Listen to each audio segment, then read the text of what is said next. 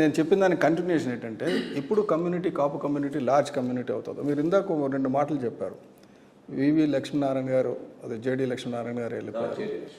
తర్వాత పర్లేదు, VV Lakshminarayana is his name, JD is known as JD. Okay. So Thota Chandrashekar గారు చాలా కమిట్మెంట్ ఉన్న వ్యక్తి కమ్యూనిటీకి. ఆయన ఎంతో చేశారు.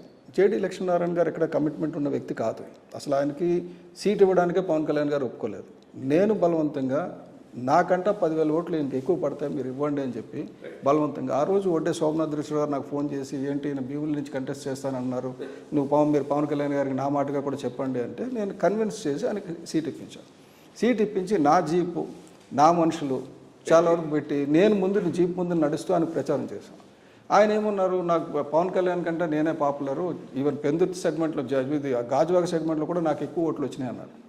ఆ ఓట్లు అని కాదు, ఇప్పుడు కూడా పొలిటికల్ పార్టీ ఎప్పుడు కూడా చూడండి, ఓటు వచ్చింది మన వ్యక్తిపరంగా వచ్చింది 3,000 నుంచి 5,000 ఓట్లు వస్తాయి. మిగతాది పొలిటికల్ పార్టీ ప్లస్సా మైనసా. పొలిటికల్ పార్టీ అంతా కూడా they worked against, including TDP worked against Pawan Kalyan.